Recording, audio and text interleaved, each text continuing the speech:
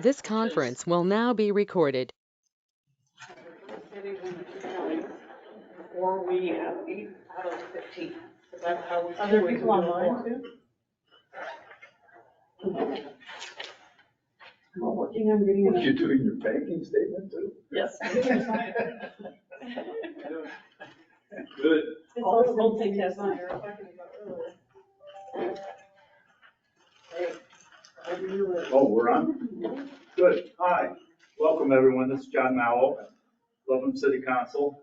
Scott James is running a little late, so we're going to go ahead and kick this off. This is North Front Range Transportation and Air Quality Planning Council meeting. As usual, let's start with the Pledge of Allegiance. Join me, please. I pledge allegiance to the flag of the United States of America and to the republic for which it stands, one nation, under God, indivisible, with liberty and justice for all. Thank you. Next on the list is public comment. Is there anyone from the public here? Negative. All right. Okay. Item number 1 is acceptance of meeting agenda. Has everyone had a chance to look at it? And any questions, comments, deletions? Hearing none, it will be accepted as presented. Approval of minutes. Let's see. Has everyone had a chance to take a look at the minutes from last month? I'll move to approve the minutes. Excellent, thank you. All in favor, say yea. Any Yay. opposed? Okay, we got a yay. There you go. We're good. Late? Barely. Okay. All right, hello, then please forgive me for my tardiness. I didn't have far to travel. This is supposed to be fun. My office is about 50 foot from here. Okay, John, where are we, sir? We're on the lead planning agency. All leads and lead planning here. Air quality issues is just number 3, air pollution control division, APC. Reports that is written in your packets.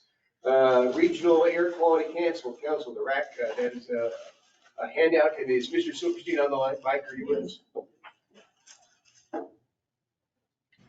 Yes, hello, can you hear me okay? Yes, sir. Hello.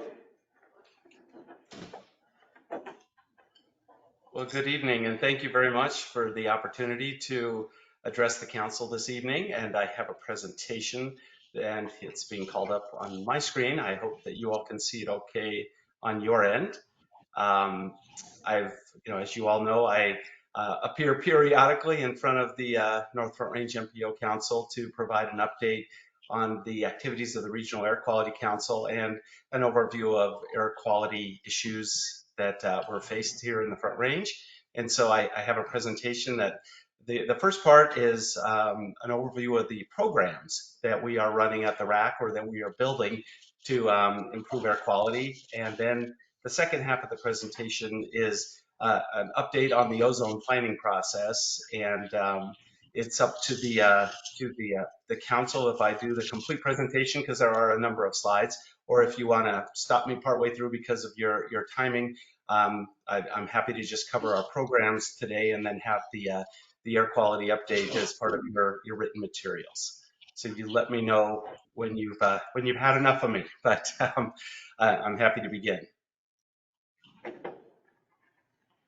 Okay, an overview of our programs. The first slide here is an overview of our Simple Steps Better Air program. And this is our public awareness and outreach program that I hope you're all familiar with. This is the program that we've been running for many years at the Regional Air Quality Council, where it's really outreach to the public, education on air quality matters, and increasing awareness of summertime ozone, the health effects, and the things that we all can do to make a small difference, each and every one of us, and then a large difference as we do things together. And so I want to talk about our future. We are receiving additional funding from the Denver Regional Council of Governments, your counterpart, the MPO in the Denver metro area, And that expanded effort will begin in 2024. So we have our program that is running its course here in 2023 based on current funding. And then we will have an increase to our overall budget beginning in 2024. And so this is a 4-year grant of over $3 million, and it will increase the advertising budget that we have, what we would call paid media purchases or paid media buys. And then it also helps us to improve our qualitative and quantitative research program, where we can do a more thorough analysis of how we're doing. Are we reaching people? Is the information we're providing useful and helpful? And are people taking action to either limit their activities so that they could reduce their emissions, or they're protecting themselves by heeding the call to stay indoors on a high ozone day in the afternoon, or whatever that message might be. And so we hope to improve our abilities to do a better job in our outreach efforts. And then we want to expand partnerships and sponsorships. And this is an area where we want to grant, say, to a business funds and resources so that they can work with their employees to reduce vehicle trips this would be a voluntary basis, not a regulatory effort, of course, but really doing enhanced outreach to individual partners and gaining sponsors for our program. So those that are able to help fund our efforts and give those sponsors recognition for their good work that they do, and advertise that work. And then have a more of a year-round presence as well, year-round digital and social media management, because we do have air quality issues that are just not in the peak of the summer season. And so that will be an expanded effort. And you can see our website, simplestepsbetterair.org, and we'll continue to improve that website for additional information. Next slide, please. Community-based marketing at a local level. So this is where we will take our Simple Steps Better Air program and other outreach efforts, and then work in a kind of a more intimate level with small organizations, large organizations, businesses, government, so we can do more targeted outreach and education efforts, so we can better educate and better meet the needs of our public, as they're interested in either participating in our efforts or trying something different that can make a difference, but requires funding and sponsorship. And so we hope to expand those efforts with another $1 million grant from DRCOG, and this is again over a 4-year period, and this would begin in 2024. And I just want to point out all of our programs here, as they're granted to us from DRCOG, it's money's available from their transportation funding, and it's a generous grant to the Regional Air Quality Council, and we appreciate that. The one limitation, though, is that the monies need to be spent in the DRCOG region. And so all of these programs that I'm describing here will primarily be focused in the Denver metro counties. So a bit of Weld County is part of the DRCOG region, but it really stops at the county line. And so that's one of the takeaways from my presentation here is how can we expand these efforts with additional funding into the North Front Range counties of Larimer and Weld to do a good job of reaching out to our full non-attainment area community. So that's just something to keep in mind as I continue with this program. Next slide. Clean Air Champions. This is a program with micro grants that we can get to the business community and to government agencies as well, and to any partner that goes above and beyond what a regulatory requirement might be, and provide recognition for those organizations, and spread the word of their good work. And as others find that organizations, companies, businesses are doing things that go above and beyond for air quality improvement, that helps us promote these kinds of efforts to bring in more of those clean air champions into the fold.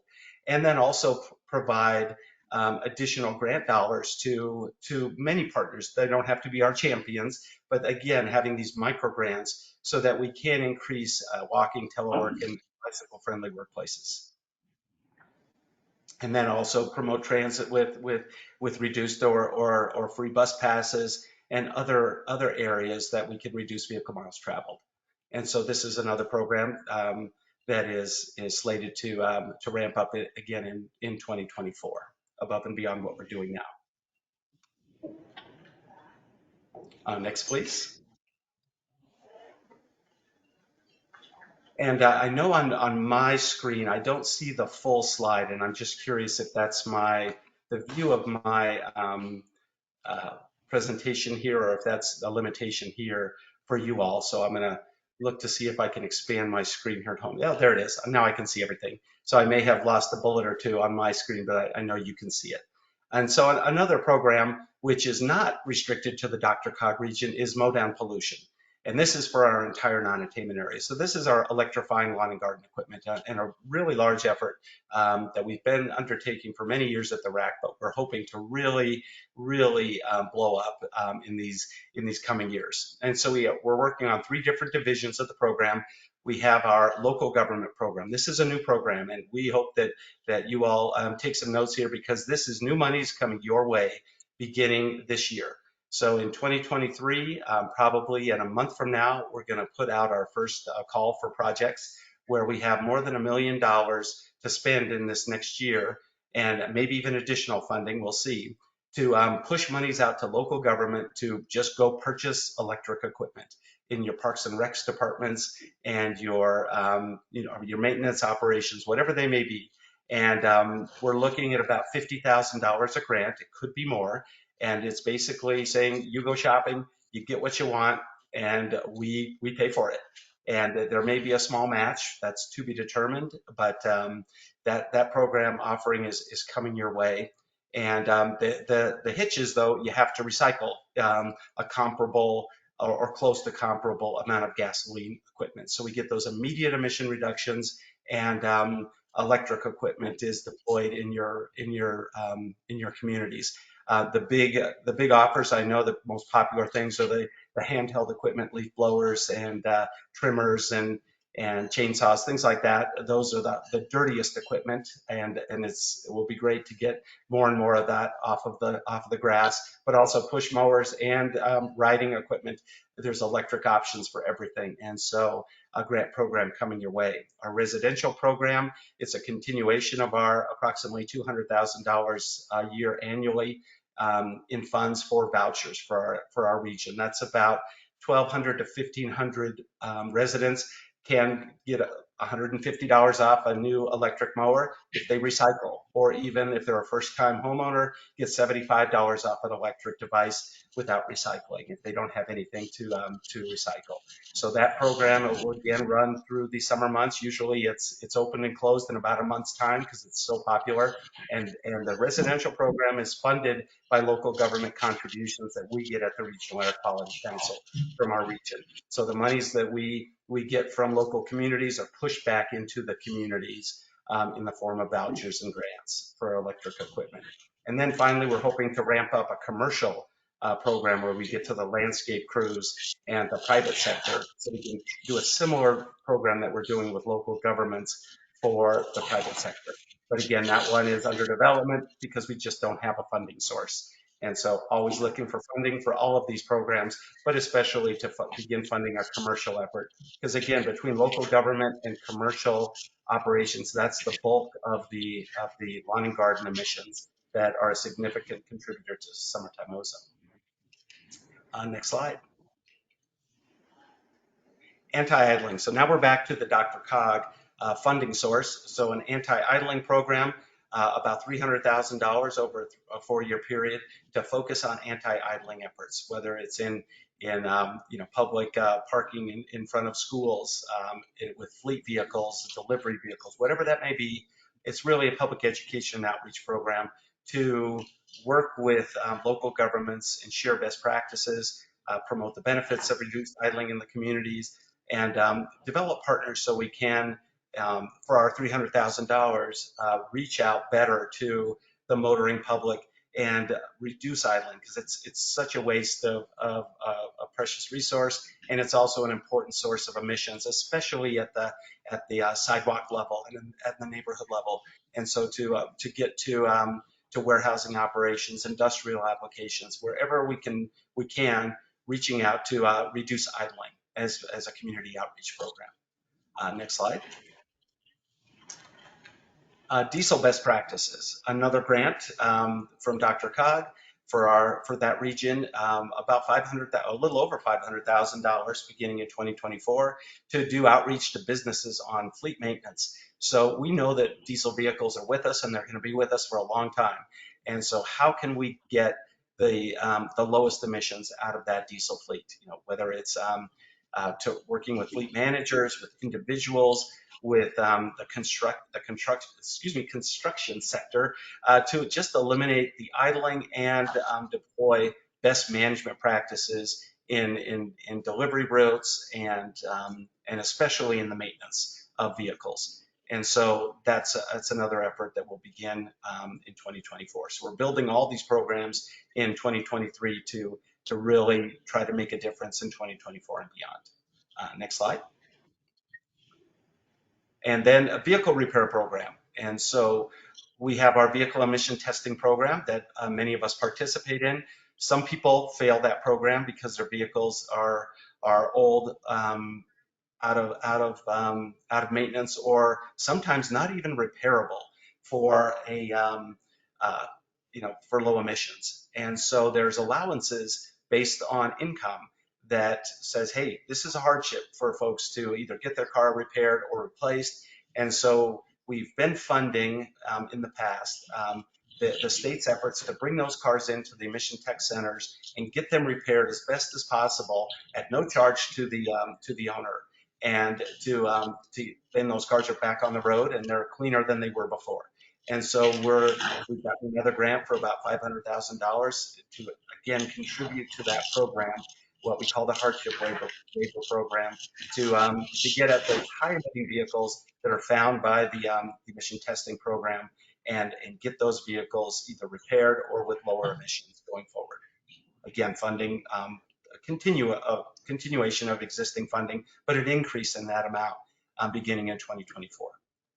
Next slide. And then I think our final slide here on programs is auto maintenance, a new program we're going to stand up with another part of the grant from Dr. Cog, $1.5 million, again, beginning in 2024, that basically says, hey, you're a citizen, you have an older car, you're low income, you're a student, whatever that is, but identify the fleet of higher emitting older vehicles and just say, here's $400, go get a tune-up.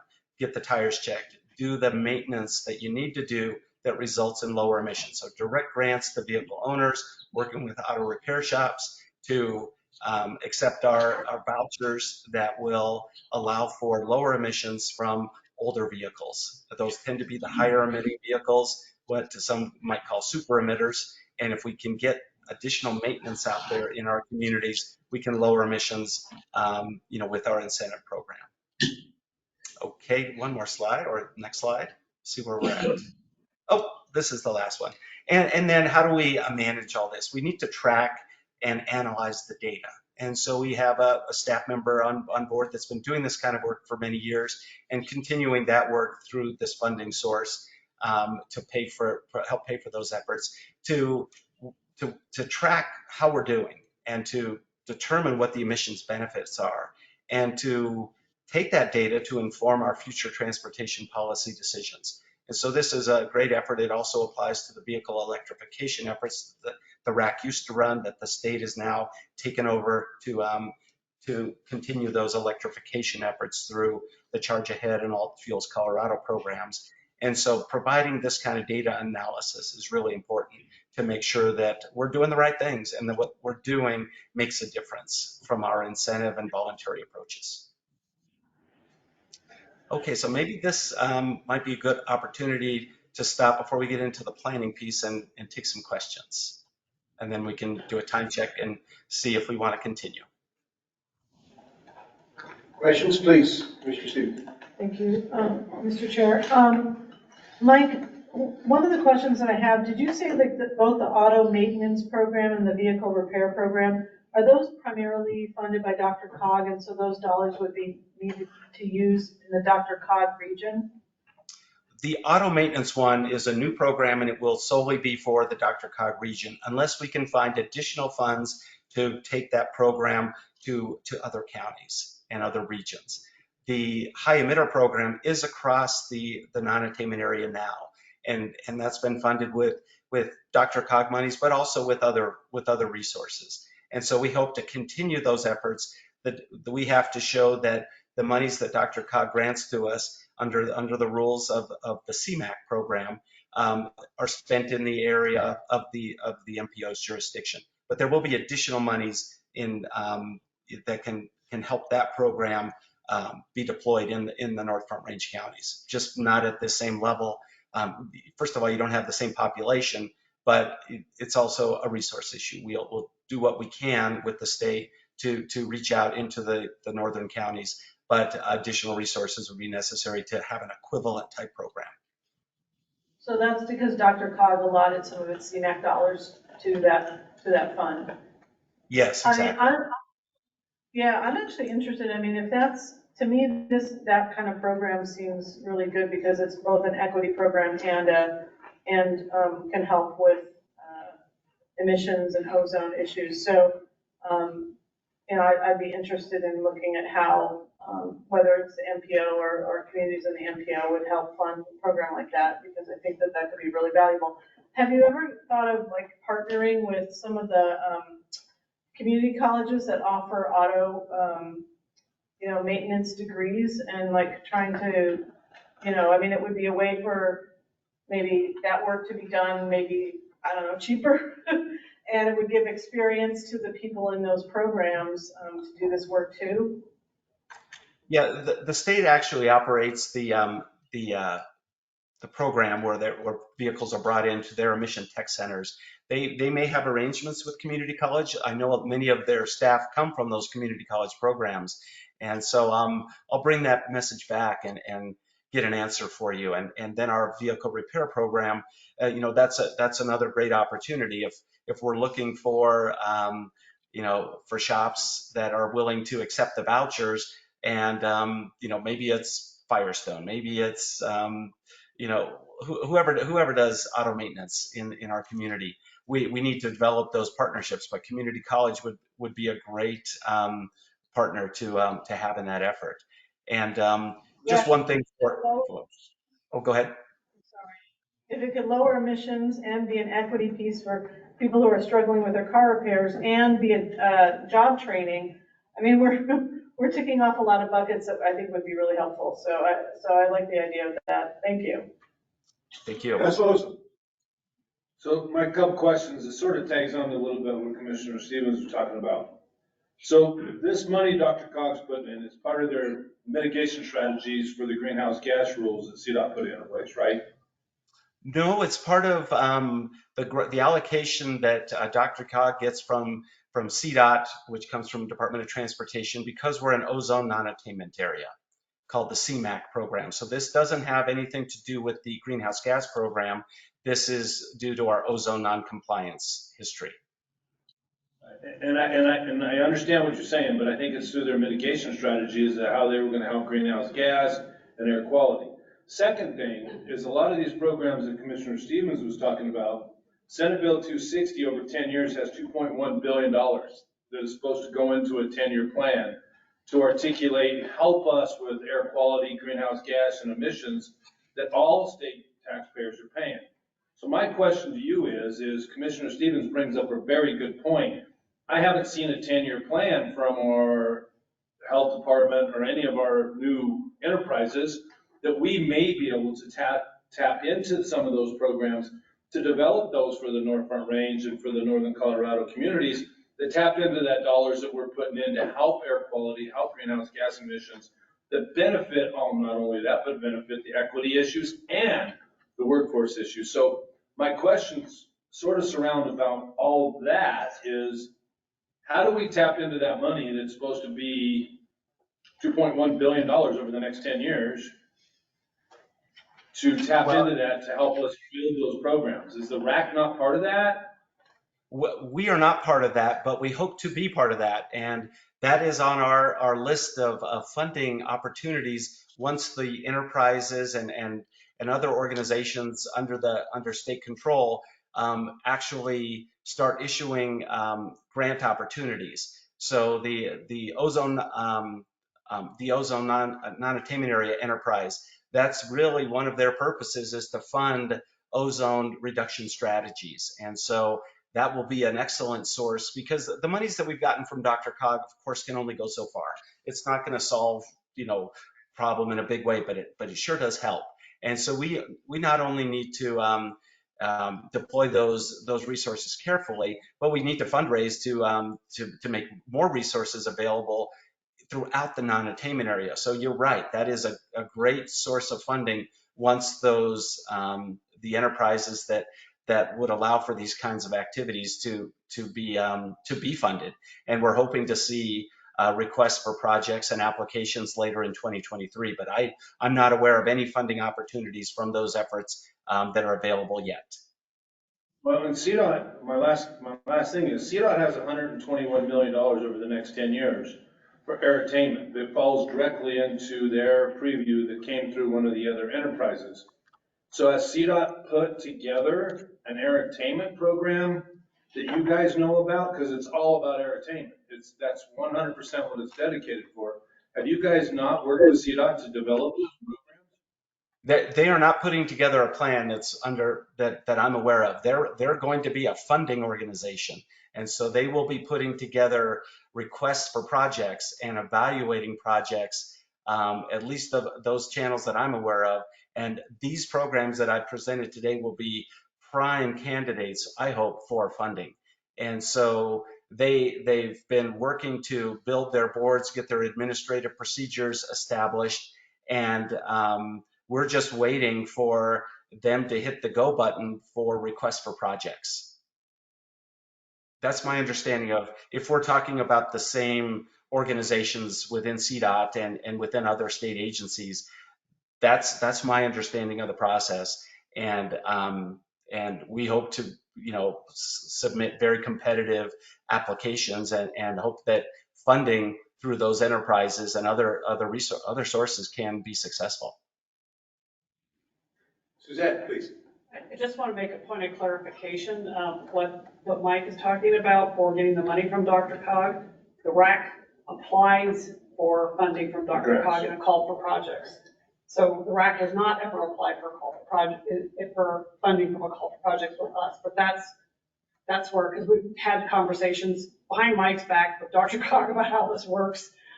So that's how that money came about. Please, Commissioner Bradley. Please, Commissioner. So, and thanks for clarifying that, Suzette. So I guess my question would be then, Mike, how could you and your staff participate, I guess, in a future call for projects through the North Front Range? It sounds like that's the mechanism by which it plays out. Is that right?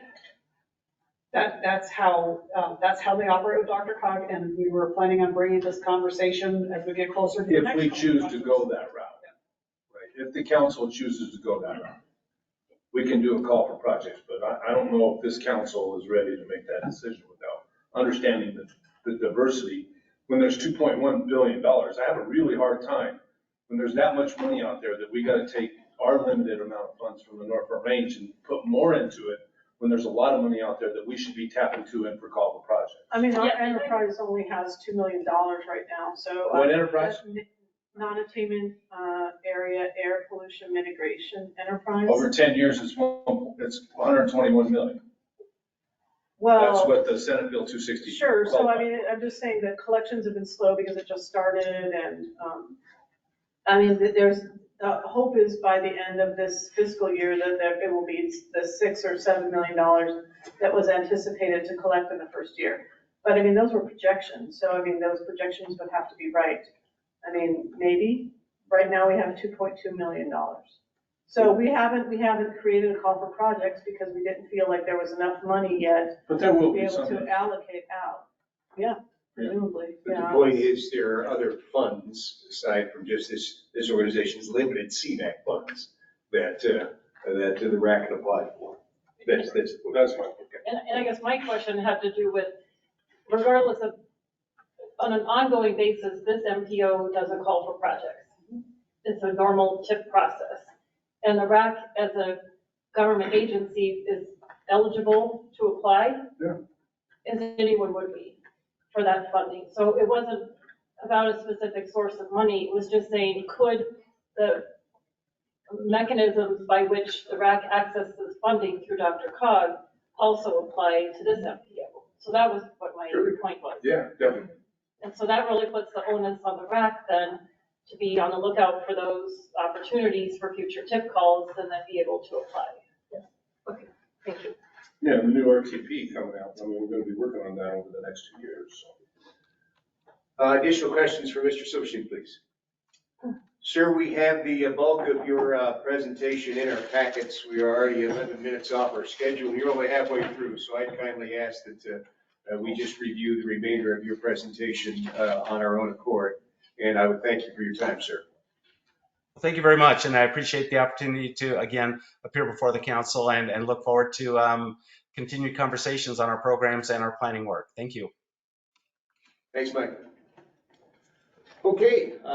Commissioner, can I ask a question? Do we have more questions? Do we submit them to Suzette and you? Yeah, I guess if we have additional questions on his presentation, let's get those to Suzette and Mike.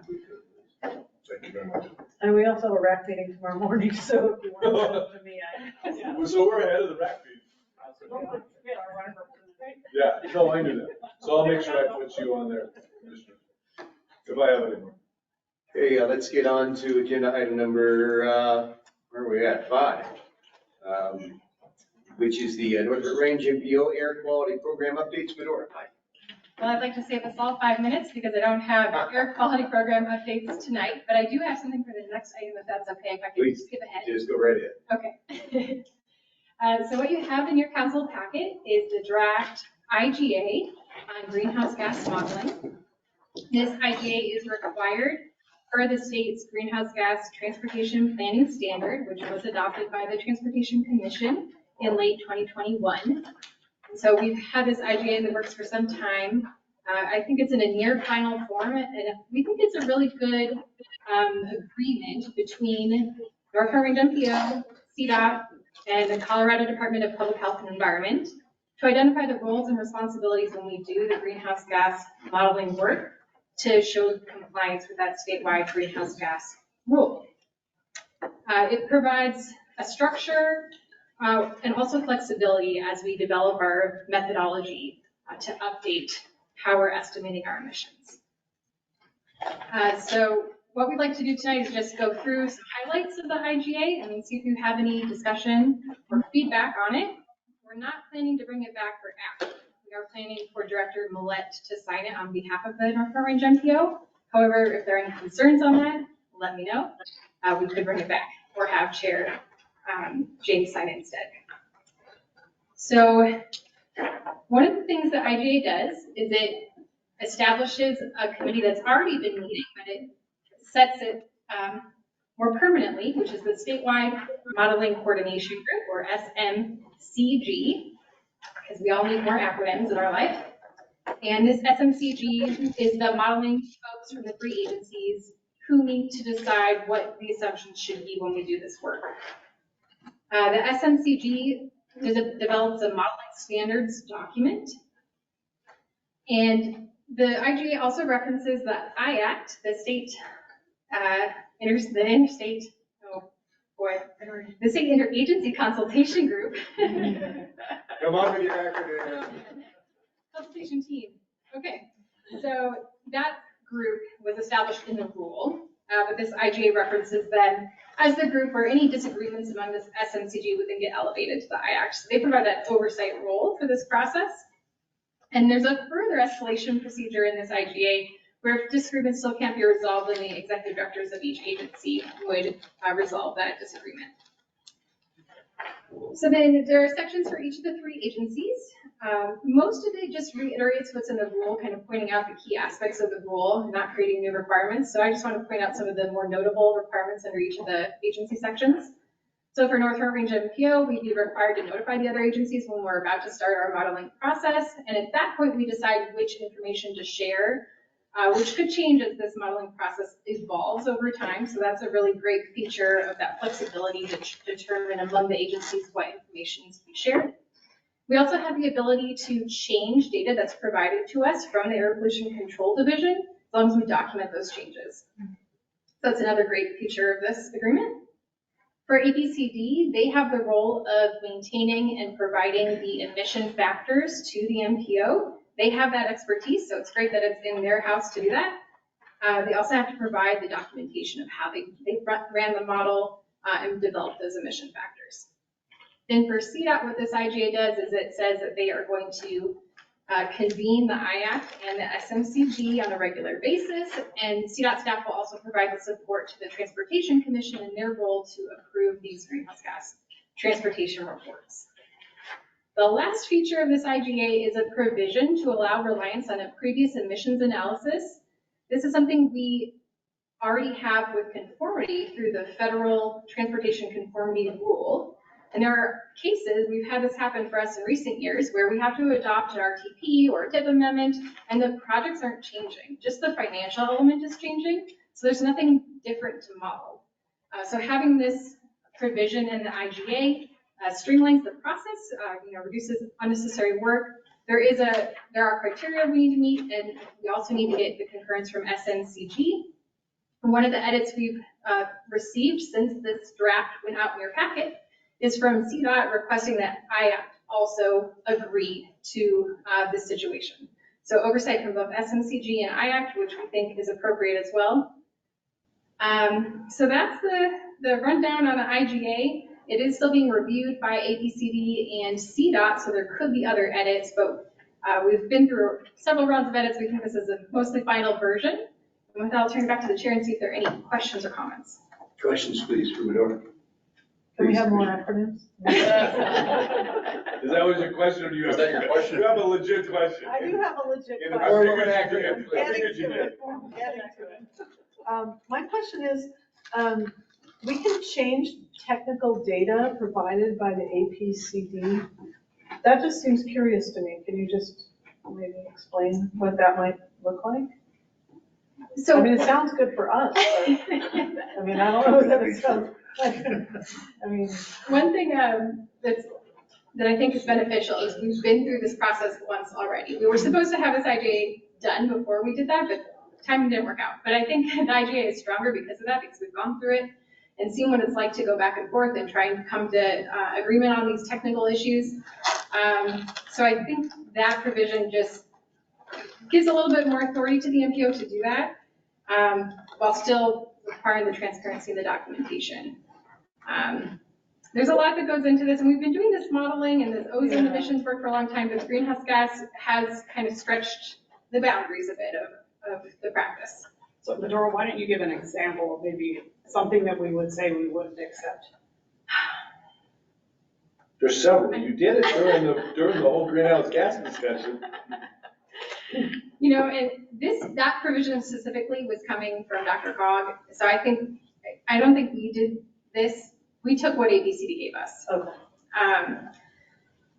But we could question it if we didn't think the data, like if we had data that said something different, or Yes. is that, okay. Yeah, so for example, if we said, well, we think that our telework rate is gonna be one thing, and APCD says we think it's gonna be another thing, and that's what they're putting in the model. That may be a bad example. It's not all, but there are certain things that you can put in the model that electric vehicle may be. I think another. electric vehicles. So electric vehicle, there's an assumption in the MOVES model that says we think this many electric vehicles are gonna be on the road, and that changes the emissions coming out of that. Well, if we don't quite agree with that, we have different data, that's, I think, what we're talking about. And I really do think it's to what the North Front Range, actually, the questions that we did, because I think we had a big part in shaping the greenhouse gas rules. I mean, we talked about that before. And I think it's asking the right questions and presenting the right data, right? You can go in and say TMZ, or you can say the growth is going to be this, but we can show data that our growth is not that, right? So I think it's important that that's in there, and I like that it's in there. No, I mean, I'm not questioning, I think it's good it's in there, I'm just, that they're open to it is also good. I agree. Yeah, because frankly, I think our team had a little bit of wrap around this, quite frankly, than CDOT, at least they're coming out of the chute. And so thank you for what you've done and allowing us to question their numbers. Please, So, Kevin. on these 4-letter and 3-letter acronym teams, is there any representatives from this group on that? Well, Elizabeth's on IAC.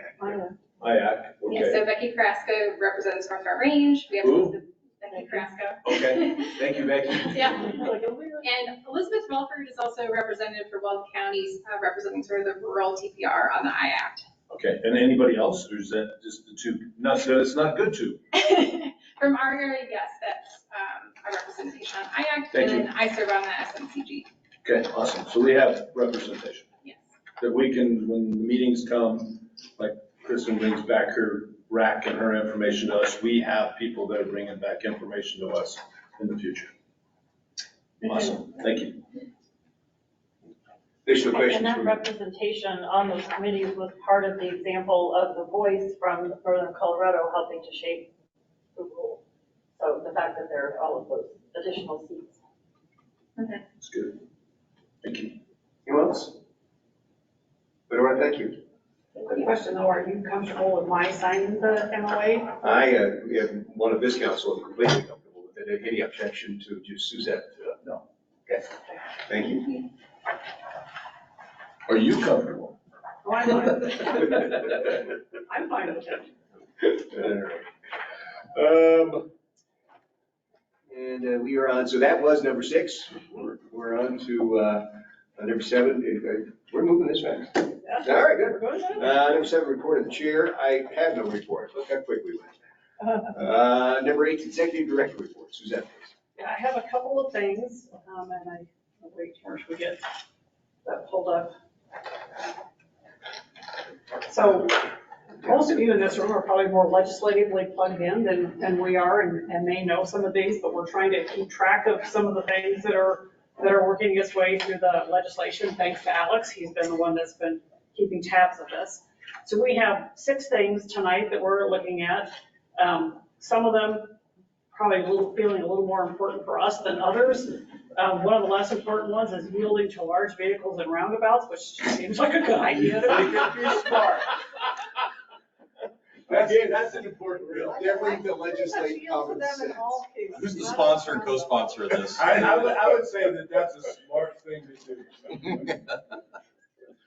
Then the next one is House Bill 1101, which Commissioner Stevens was part of the discussion today. This one is concerning ozone season transit grant program flexibility. Our understanding is there's really 2 pieces to this, and again, if there's more information from this group, please chime in. But our understanding is there's 2 pieces. This is the pot of money that was available to transit operators for fare recovery during high ozone days.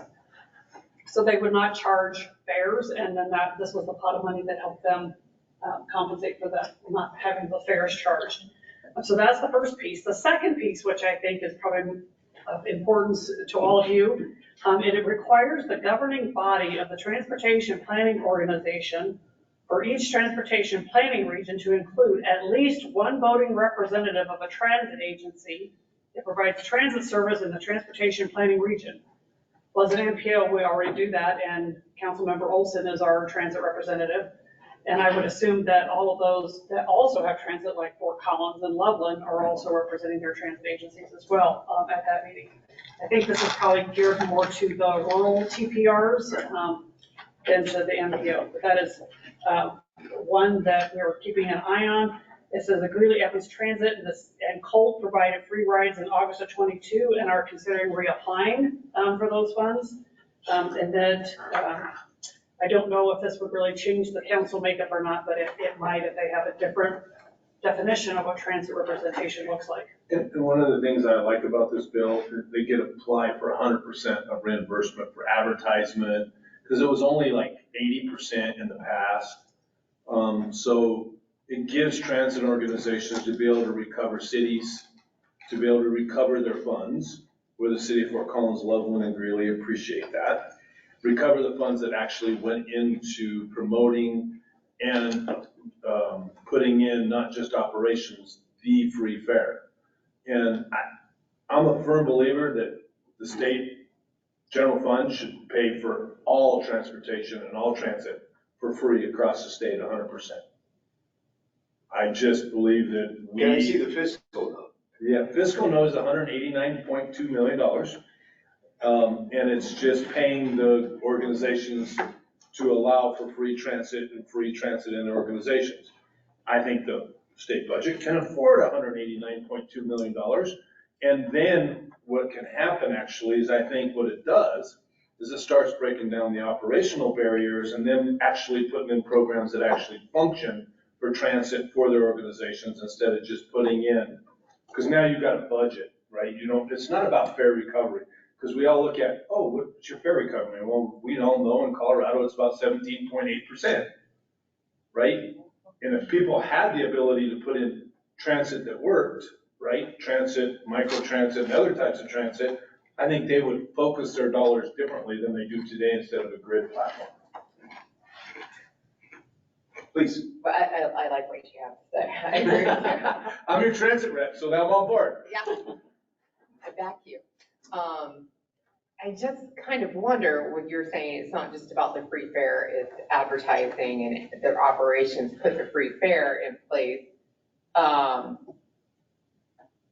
What about Fort Collins advertising the free fare and help reduce ozone? So would we get part of Yeah, that would be, because before we couldn't do that. And I think this bill actually allows you to apply for that grant dollars to pay you back for that stuff. Okay. That's the plus side to this. Yeah, the advertising is included in the bill, so it wasn't before. It also gives flexibility on, if you don't spend it all in the 1 year, you can roll it over. So that's nice, flexibility. I mean, a lot of communities all across the state took advantage of it, and ridership went up a lot. I mean, Greeley went up to 38%. Yeah. Pueblo went up 56% their ridership. But Greeley started out a little bit lower than everybody else. We were around 8%, we weren't even the statewide average. So we did see a huge I increase. testified in support today. It passed through the committee, so it's going out. There was no opposition to it at all at the. I'm not heard of it. I mean, there was opposition by the 3 people on the committee, but there wasn't any oral opposition in comments to. Okay, so it's moving on. So the next one that we have is another one that's not up high, of course, that we're flagging, is to move over or slow down for stationary vehicles. That was what we're really focusing on. The next one is House Bill 1154. This is the ballot issue concerning greenhouse gas emissions report. This was a little bit, it took me a little bit of reading and sort of looking through this to understand what this really is. What this is saying is that if there's ever a ballot initiative that goes on a ballot, you have to quantify what the greenhouse gas emissions is up front on that ballot. And it's all those bulleted items. So it's anything, any of the, it says it comes from any of these sectors: electric power, natural gas and oil systems, transportation, residential, commercial, industrial fuel use, industrial processes, coal mining and abandoned mines, waste management, land use change, forestry, and agriculture. So those are what's in that. I don't know, it got assigned to the State Civic, Military, and Veterans Affairs, which I'm hearing is not the place you want to go to live. So I don't know if that's. It doesn't sound like it would be appealing for. There's a lot in this bill. Section 2, Section 6, Section 7, and Section 13. I read this bill, I know this bill, and it's detrimental. The 2 that bother me, I'm a para recipient, and forcing para not to be able to invest in strategies that don't agree with the greenhouse gas initiative. I think that's overstepping government authorities, saying, hey, don't invest in natural gas, don't invest in oil and gas, don't invest in things that aren't air, wind, or solar. I mean, it's hard to go when they got a fiduciary responsibility to their investors. 6 and 7 are stretching the oil and gas parameters around Proposition 117 and some of the other things that have passed. And then the one that bothers me the most, I think, is section 12 or 13. It's the land use and land use control. And those are the things that I think CML, CCI, I think a lot of people, you maybe help me on CCI, their commissioners, you guys are both on that. But I think this is going to the committee it did. We got to be very cautious. That's overreach a lot in this bill. That I'm not saying greenhouse gas isn't important, but this is really stretching it. Okay. Well, like I said, we've got, this is on our list of one of the things we think is important to keep an eye on. Yeah, let's, Is it in committee? Do we know where it is in the process yet? I think it's being heard this week States- or next week. State Civic, Military and Veterans Affairs. Isn't that the DI committee? That's a kill committee. It is a kill It just has a House sponsor, Alex Valdez, doesn't have a Senate sponsor. It's dying. Okay. See? Yeah, there's no Senate, right? It's dying. All right, the next one. I've heard that a lot, and then it comes back. The next one we have is Senate Bill 23-016. It says greenhouse gas emissions reduction measures. This one, if all of you remember the greenhouse gas roadmap, it set some percentages of how much we wanted to reduce greenhouse gas emissions. This is changing those targets and making them faster, if you will. So to update to the greenhouse gas emission reduction goals to add a 65% reduction for the goal for 2035, which is, I think we're 50% currently. 80% reduction goal for 2040 and 90% for 2045. So those are a bit more aggressive than we have right now. So it strengthens the greenhouse gas emissions reduction targets. Future planning processes and rulemaking will determine which additional strategies and actions from greenhouse gas emission sources will be required to achieve those targets. It supports communities and utilities to upgrade the transmission rates. So this was introduced in the Senate, assigned to the Transportation and Energy Committee. Again, I think some people know more than I do about this. So. This is another 14 section omnibus bill from the omnibus line of Chris Hansen. It is all over the board under the auspice of greenhouse gas. Maybe I had them confused. Maybe this is the para one. This has got, yeah. This is the para one. I'm sorry. This is the one I was talking about earlier. You sounded very knowledgeable about the other one though, so. Yeah, this is. They're all the same. They're all sort of like going through my brain. Another 14 section bill. Yeah, it has everything to do from para to. I'm sorry, I'll be distracted. To making the insurance companies evaluate things. How do you do 100% greenhouse gas reduction by 2050? And furthermore, what if we don't make it? What if?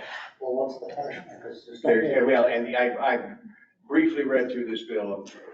Be a liar if I said I read it cover to cover, but I briefly read through it. And there is no punitive action. It's just, you shall. Or what? Are you just general awareness and discussion here? This is just general Okay, awareness and thank discussion. you, thank you. NPO staff is not the expert, obviously, on these subjects. So.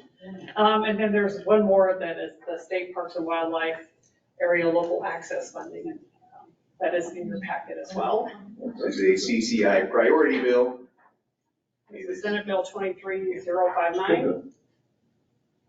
Now you think this because what we're asking for is this funding when they beat up county roads to get to state parks because of yeah.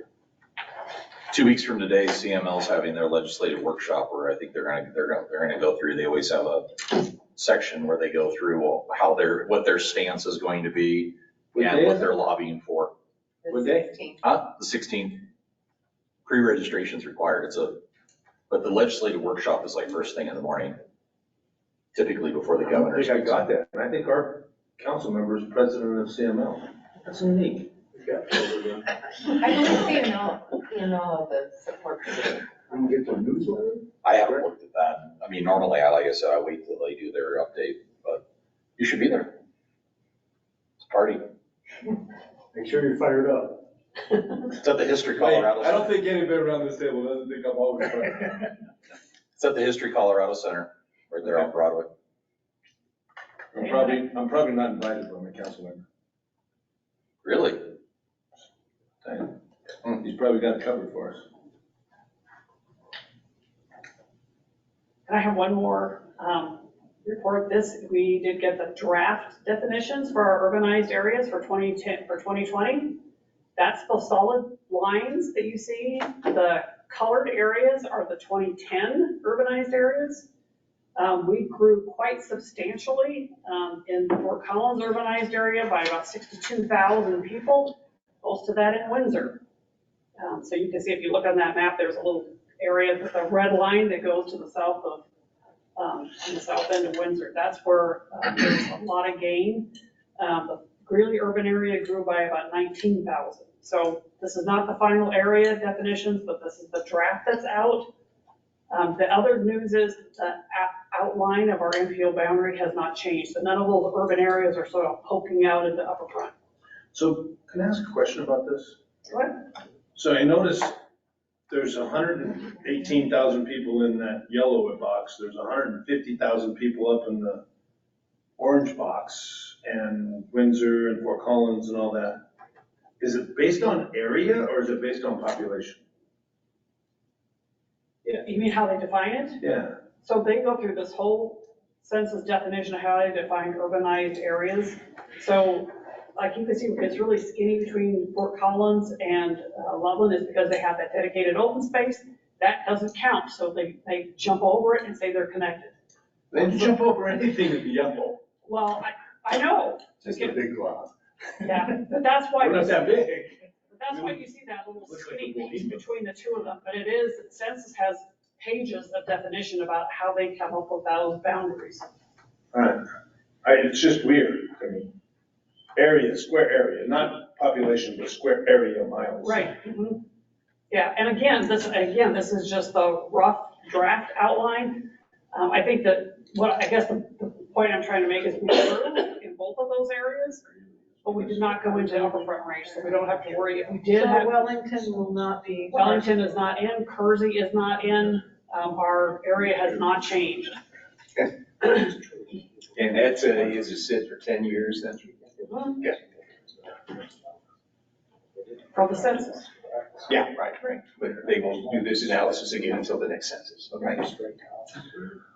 Questions for Suzette on our behemoth size? Jesus Christ.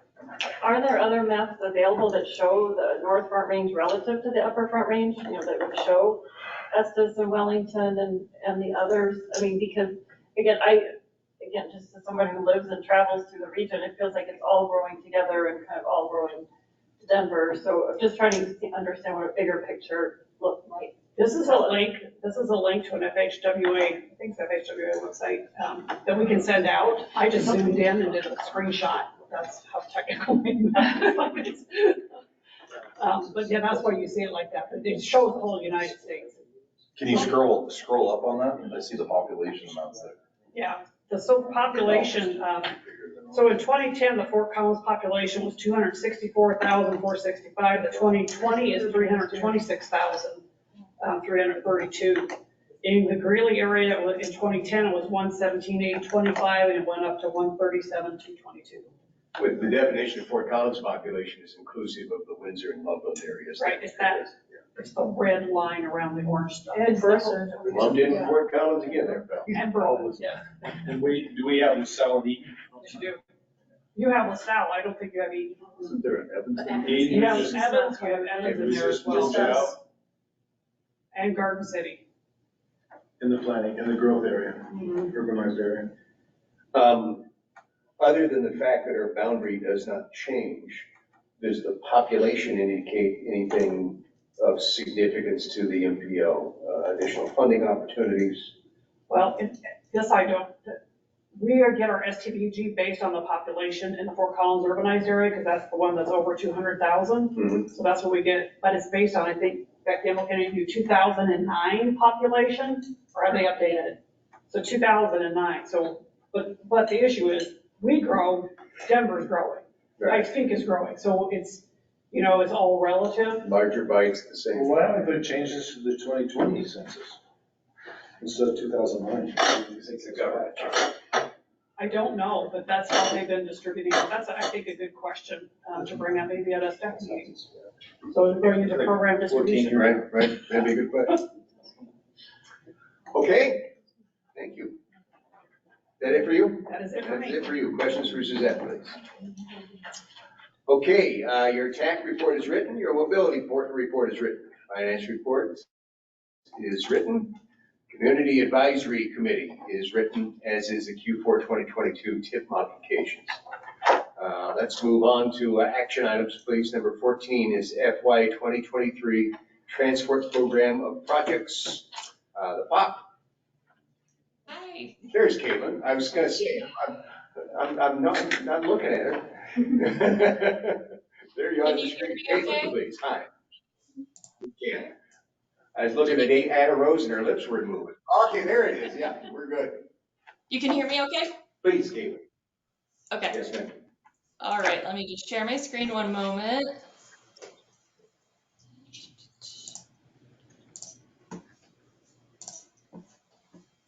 All right. Can you see that slide there? Yes. Okay, great, thanks. So, good evening. My name is Caitlin Kelly. I am here from the City of Fort Collins Transport to present our federal fiscal year 2023 program of projects and seek approval by the Planning Council. Oops. So the City of Fort Collins is the designated recipient of FTA sections 5307, 5310, and 5339 funding for Fort Collins Transportation Management Area, or TMA, which includes Transport, the City of Loveland Transit, Berthoud Area Transportation System, and the NFRMPO. So as the designated recipient for our TMA, Transport is responsible for allocating funds, coordinating public notification and participation, and incorporating our projects into the TIP. So these formula funds are not competitive. They are awarded based on a formula system using revenue miles and population density.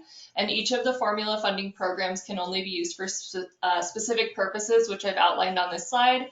So 5307 funds are used for operating expenses, preventative maintenance on vehicles and facilities. There's a required safety and security project piece, and then we can also use it for planning and capital projects. 5310 is used for capital and operating projects to enhance mobility for seniors and individuals with disabilities. And our 5339 funds can be used for capital projects to repair and replace buses and bus-related facilities. So our funding exchange process with our TMA begins when the FTA releases apportionments for the fiscal year. So we use an allocation calculator that follows the same formula that the FTA uses for determining their allocations every year. And like I said, that's using population and revenue miles from the agencies in our TMA. In 2020, just to note, Loveland became a direct recipient of federal funds. So they are required to adhere to all of their own federal requirements and to go into the grant management system with the FTA and come in for their own funding. But at the request of our other partners, Fort Collins retains a percentage of their federal funding allocation, and we swap federal funds for local funds. And this allows those agencies to spend their funds to the best, to meet their business needs best, and it keeps them free from federal oversight or those regulations. So you can find our proposed program of projects, I believe it's page 42 in your packet, which includes a brief project description with the federal and local share of funding for each. All of our projects do fall within those allowed projects that I went over. Now, these numbers on my slide here are slightly adjusted, and I've got sort of an updated spreadsheet for you. Because when we're beginning the program of projects process, we use the previous year's funding as an estimate. And now that FTA has released their apportionments, they released it last Friday, I believe, I've just updated the numbers slightly. It wasn't quite a significant change, and the identified projects do all remain the same. So US Code 49 requires that recipients of these formula funds provide an opportunity for public hearing to obtain the views of individuals on the proposed program of projects. So Transport placed a public notice about our program of projects in the Colorado newspaper that included information about a public meeting to be held on December 10th, 2022, and that also had a virtual attendance option. We also posted this information to our website. We received no negative feedback or concerns from the public regarding our proposed projects. We also had 0 findings during our FY22 triennial review with the FTA, so just meaning that we are 100% in compliance with federal regulations and utilizing our grant funding. So this item was discussed at the January TAC meeting, and they recommended Planning Council approval. So at this time, I'd just like to formally request the approval of our program of projects for fiscal year 2023, and I'm happy to answer any questions that you have. Questions for Caitlin, please. That's either really good or really bad, Caitlin, I'm not sure. I'm hoping it's the first. Good. I have a feeling you're okay. Thank you. There is an action required by the council, please. It's located on page 52, resolution number 2023-02. I got it. I move to approve resolution number 2023-02 of the North Front Range Transportation Air Quality Planning Council revising the fiscal year 2023 to 2026 Transportation Improvement Program TIP regarding FTA 5307, 5310, 5339 Fort Collins, Loveland, Berthoud Transportation Management Area, as known as the TMA Program of Projects for fiscal 23. Second. Motion by Councilor Miles, second by Commissioner Stevens to approve resolution 2023-02. Further discussion, please. All in favor, say aye. Aye. Opposed, same sign. Motion carries. Okay, just like that, Caitlin's good. She got the money. Boom. Okay. On to the next action item, please. It's the January 2023 TIP Amendment Resolution 2023-03, which is page 53 of your packet. Ann Rose, please. Thank you. The January 2023 amendment to the fiscal year 2023 to 2026 Transportation Improvement Program includes 7 revisions from CDOT and from the NFRMPO. And these are all new project additions. The first from CDOT Region 4 is the new project addition for I-25 Segment 5, Colorado 56 to 66. And that's with $64,050,000 federal state legislative funding in FY24 and 25. The next 6 projects are from the NFRMPO's additional allocations, which were approved by the Planning Council last month. The first is the Fort Collins Project William Neal and Ziegler intersection improvements with $604,000 federal funds and $779,000 local funds. Severance's new project, Great Western Trail Crossing and Paving, with $93,000 federal TA, $207,000 federal SCDG, and $200,000 local funding. Fort Collins new project, Power Trail Gate Grade Separated Crossing, with $2.7 million federal CMAQ funding and $4.5 million local funding. Weld County's new project, County Road 74 and County Road 31 Roundabout, with $1,269,000 federal CMAQ and $6,595,000 local funding. Severance new project, Harmony Road and County Road 19 intersection improvements, with $1,259,000 federal SCDG and $841,000 local funding. And then Fort Collins new project, on-route battery electric bus chargers, South Transit Center, with $1 million state MMOF funding and $1 million local funding. The 30-day public comment period for the January TIP amendment began on January 11th and will conclude on February 9th. And the approval of the TIP amendment is contingent on no negative feedback received during that public comment period. An environmental justice analysis is included in your packet for all 7 of the projects.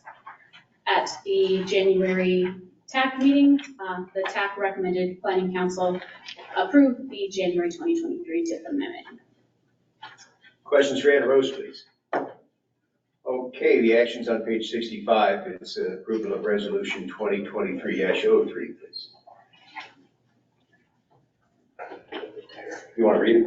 Yes. Okay, you got it? Yes. Go. I'll make a motion to pass resolution number 2023-03 of Northern Front Range Transportation Air Quality Council planning, approving the January 2023 amendment to the FY 2023-2026 Transportation Improvement Program TIP.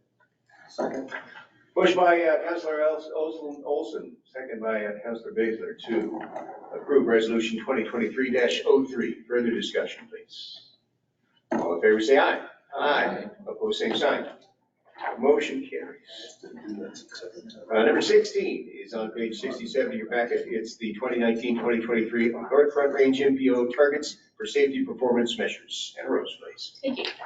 At the January council meeting, I presented the two options for setting the federally required highway safety performance measures for the 5 required measures. And that was either to set region-specific targets or set targets by supporting the statewide targets. We discussed and the Technical Advisory Committee at their meeting in January recommended Planning Council adopt the targets by supporting the statewide targets. During the discussion that we had with Council last month, we also included some language in the resolution acknowledging the safety vision that the NFRMPO passed in 2020, and also acknowledging that no deaths on our roadways are acceptable, and that we would continue to pursue opportunities for future planning funding to look at more specific safety planning. Questions for Anna Rose, please. I just have a comment. Please. I just thank you for adding that language into the resolution. I think that's really important to have that. So I really like the way you worded it. I thought it was really good. And I know that, we had talked about exploring some of that safety grant.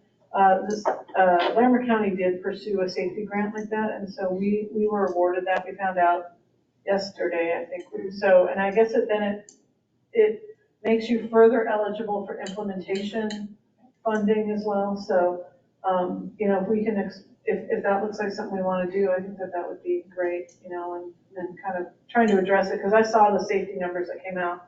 It's pretty disturbing. They're definitely up. Fatalities are up, so.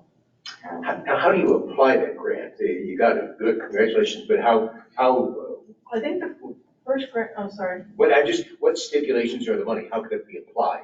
Well, my understanding is the initial grant is is for a study. And then once you've done that study, then you can apply for further grants to implement, mitigations to, correct some of the things that you're, some of the data that's been uncovered that shows, okay, maybe this intersection's bad, and then you can get funding for those projects. That is my understanding of it, but I have a very limited understanding of it. I think there's a BCA calculation. It's almost like the faster safety through the program. But you've got to identify your priorities and your strategies. It's from what I get. I don't know 100%. And the city of Greeley also applied for and received an action plan grant as well. Oh. Congratulations. $700 million. We got 240. I know. They asked me how much. We must have got the wrong $1 grant. billion. My question, can I ask a question? Please, of course. Sorry, Mr. Chair. Congratulations, and I think it's important because safety should be like one of the top priorities that we actually have as an organization on top of air quality and safety. How do we know, like, those numbers? And I don't know this because I really don't know. Where are we at in the Norfolk Range in terms of our boundaries and our safety numbers? Like, how many deaths did we have? How many? And I was incapacitated last month, so I didn't get to see stuff. I had a free pass, hopefully. But where are we at in terms of the Norfolk Range? Yes, so. How do we rate? I don't know about how we rate necessarily, but I did present this is the 5-year average for 2019 to 2023. And that's just us, not the state. Yeah, so that under NFRMPO, that's just the NFRMPO region. This is kind of estimates because for one, it's looking at some years that we don't have data for yet, so 2021, 22, and 23, but then also just some data issues in general. But those are the numbers that we have, which would be like a subset of those statewide numbers. I'd like to know how we compare to the other MPOs, similar size, Dr. Cobb, Bixby. just MPOs that, because one of the things that, you have a statewide number, and it was like 771 was the deaths this last year, wasn't that the number? Yeah, something. I think the number you're looking for is vehicle miles traveled. Yeah, so if you look at the rates, the fatality rate for VMT Yeah. and then the serious injury rate, it looks like we are, compared to statewide, slightly better.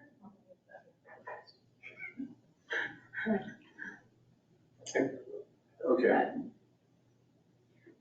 But no matter which option that we chose to support as far as the targets go, we're still going to plan and program projects that help us achieve safety, reducing fatalities and serious injuries. No, I knew that, and I agree with Commissioner Stevens. Your statement that you added was very good. Thank you. Additional questions for Anna Rose, please? I just want to add my thanks for amending that and adding that wording. I think it's really important and it's a message to this body as well as to others about what this says and what the goals are. And then hopefully we can work on the federal side so that we're not having to report these sorts of things this way in the future. Seems to be an outdated practice. Additional comments, please, or questions? Okay, we need action on page 7, please, resolution 2022-04. Chair, would entertain a motion there, please. I move adoption of resolution 2022-04 to set targets by supporting the 2019 through 2023 targets established by CDOT for the safety performance measure. Second. Motion by Commissioner Stevens, second by Councilor Mono to approve, it should be resolution number 2023-04. Further discussion, please. I do it on checks. I still write checks. All in favor, say aye. Aye. Opposed, same sign. Motion carries. Okay. Number 17, under action items, please, is FY 2022-2023 Unified Planning Work Program and FY 2023 Task Amendment number 1. You'll find it on page 71. Becky, please. Thank you. Good evening. You may recall that I brought this to you as a discussion item at the December Planning Council meeting, and it did not come back in January. We were holding off on doing this UPWP amendment in the hopes that we could incorporate the mobility funds into that amendment with the contracts that they have with CDOT. Those did not happen. So I'm bringing this back to you tonight. So there have been a couple of changes since it was brought to you for discussion in December, but the overall intent of the task amendment is pretty much the same. One of the first things that has changed is when I brought this to you in December, we were requesting 30,000 of this additional CPG funding go to task 2.3, the transportation model management. That is a travel demand model that we're in the process of updating. Since then, things have come to our attention with our land use model that needs to be updated and improved so that we can have better information go into our travel demand model. So we are requesting the 25,000 of this 30,000 that was going to go to the travel demand model, the 25,000 of it go to our urban sim land use allocation model, which would then flow into the travel demand model. And retaining 5,000 of that 30,000 for the transportation model for data purchases for the base year model of 2019. Then we also neglected to include the $250,000 in state MMOF funds for our travel demand model, so we're including that in this amendment. And then the remaining remaining dollar amounts, so the $37,000 for air quality, the $10,000 for our human resources and IT, and the $90,000 for staff salaries remain the same as it was when we brought this to you in December. The budget amendment for all of this additional CPG funds were approved by council. That was approved in November 2022, and the $250,000 in additional state MMOF funds were part of the July 2022 TIP amendment that was approved in August. At their December meeting, TAC recommended Planning Council approval, but as I said, we held off bringing this in January, and now we're bringing it to this meeting today. And then there's also a resolution attached for this as well. So we can send this amendment package to CDOT for their approval, so we can then begin to use these funds. With that, I'd be happy to take any questions. Questions for Becky, please. Lee, how are you so organized in your work? I don't have task 3.3 on my desk right now. I have a stack of papers about like that. All right, any questions of significance? Seeing none. On page 72 is the action item, resolution number 2023-05. Chair would entertain a motion, please. I will move to approve resolution number 2023-05 of the Front Range Transportation and Air Quality Planning Council approving the First Amendment to the fiscal year 2023 task and the budget of the fiscal year 2022-2023 Unified Planning Work Program. Okay. Motion by Councilor Mallow, second by a chorus of fine people, to approve resolution number 2023-05. Further discussion, please. All in favor, say aye. Aye. Opposed, same sign. Motion carries. Thanks, Becky. And finally, task, or action item number 18 is PM2, pavement and bridge condition, and PM3, system performance. This is resolution 2023-06 on page 74. Jerome, good evening, sir. Good evening. So as mentioned at the January Planning Council meeting, the PM2 and PM3 performance measures, we do set those every 4 years, with the exception if CDOT does have the option to reset the 4-year target midway through if they decide that it is not sufficient. And if CDOT does choose to do that, then we would have 180 days to act as we do with the initial measure. At the January TAC meeting, TAC did recommend that Planning Council support the state targets, and I'll take any questions or comments. Questions for Jerome, please. Anyone? Okay. The action needed by us, it's a handout. The resolution's a handout. There it is. Action needed on the resolution 2023-06. Please. It's a handout. It's not in your. I got It's on the handout. It's in the handout. All right. I move to approve resolution number 2023-06 of the North Front Range Transportation and Air Quality Planning Council to set targets by supporting the targets established by CDOT for the pavement and bridge condition measures, PM2, and performance of NHS, freight, and CMAQ measures, PM3 targets. Second. Motion by Councilor Mallow, second by Councilor Clonico to approve resolution 2023-06. Further discussion, please. All in favor, say aye. Aye. Aye. Opposed, same sign. Motion carries. Thank you, Jerome. Thank you. All right. And a discussion item, number 19, is the 2050, I'll be dead, 2050 Regional Transportation Plan, Alex. Well, this would be nine. I mean, think of me now. Alex, please. I don't know how to properly transition from that comment. You just don't, you just ignore me, act like everybody else. So over the next 6 months or so will be a lot of NPO time, staff time on the 2050 RTP update. And so we just wanted to come give you an update, let you know that there will be things coming down over the next few months for review and for discussion. And so this is just to set that context and let people know what's coming your way.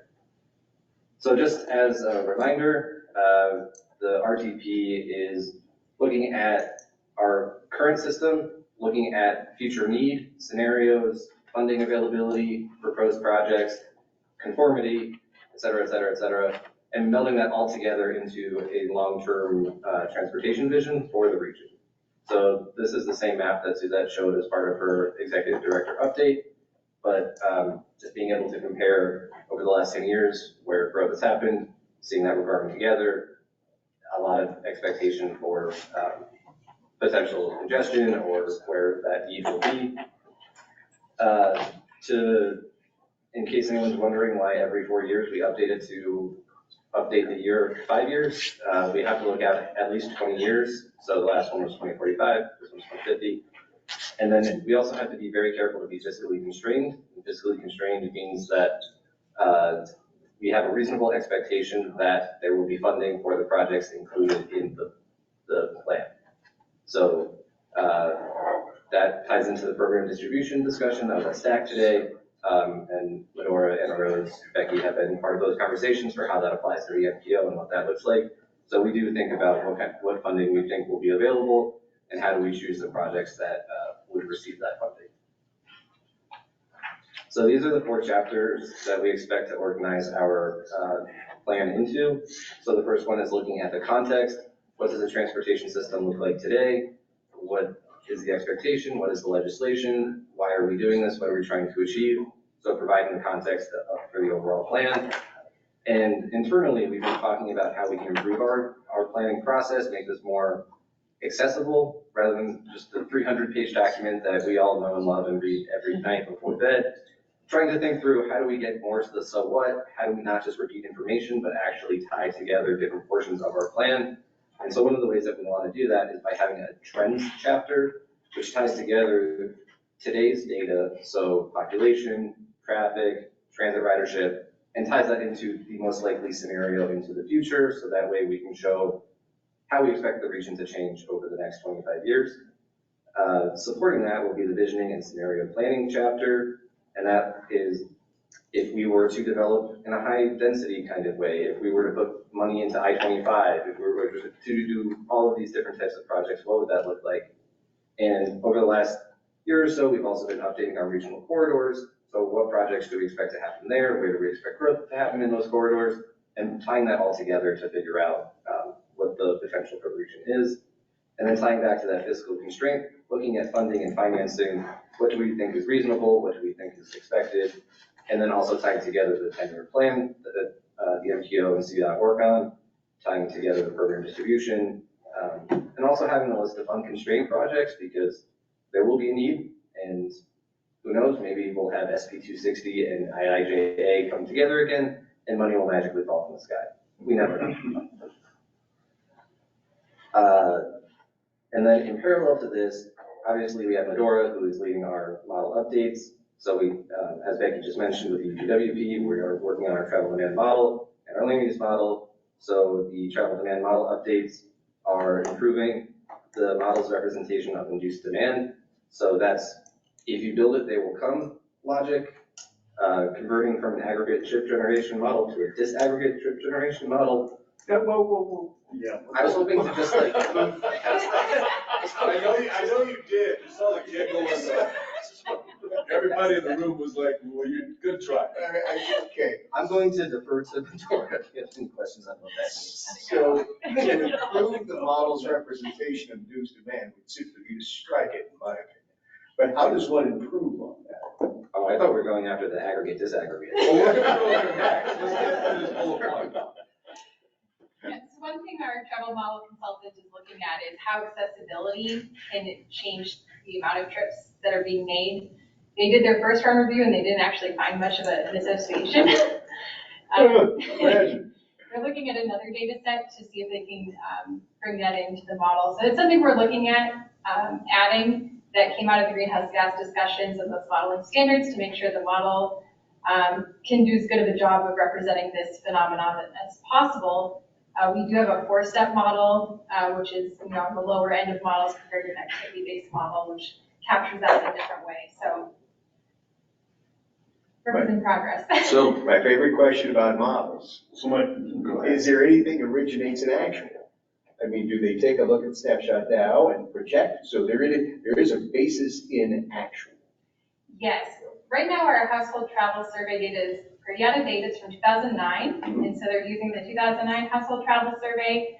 They've extrapolated it out a bit to more recent ACS data, comparing that to location-based services data. So, the cell phone data that gets reported up. And Told you they're watching you. Oh, they are. Guaranteed. So they're bringing together a bunch of data sources in a way we haven't done before for our previous model updates.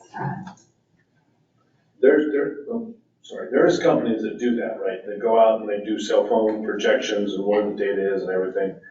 They do that in terms of trip, orange, and destination studies. Yeah, you can purchase the OD data based on that cell phone data.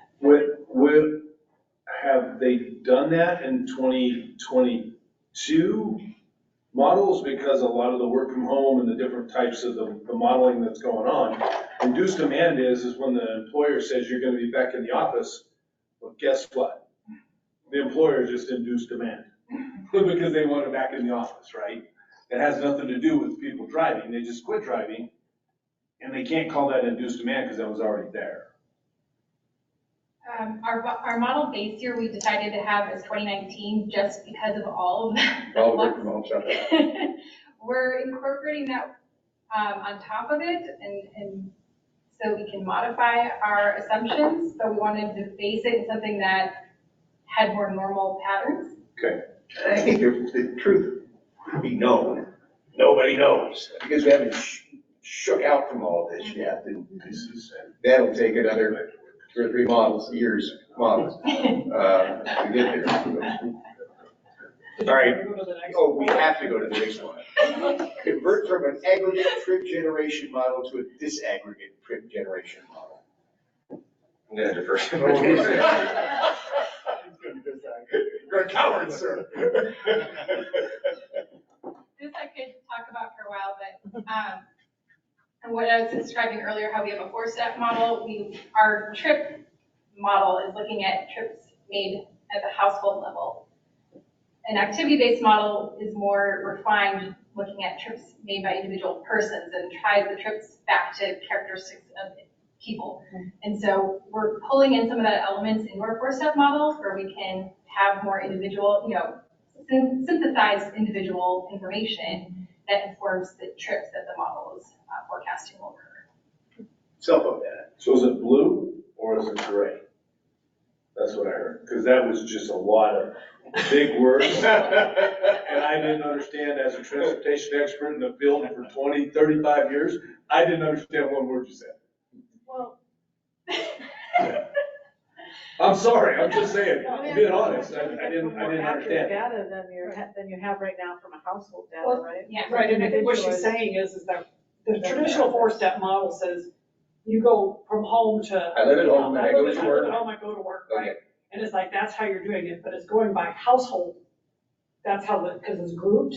She's saying we're doing it by individual in the household. So you and your wife and your kids, it disperses out all 3 of you or 4 of you or however many in the house instead of just the household.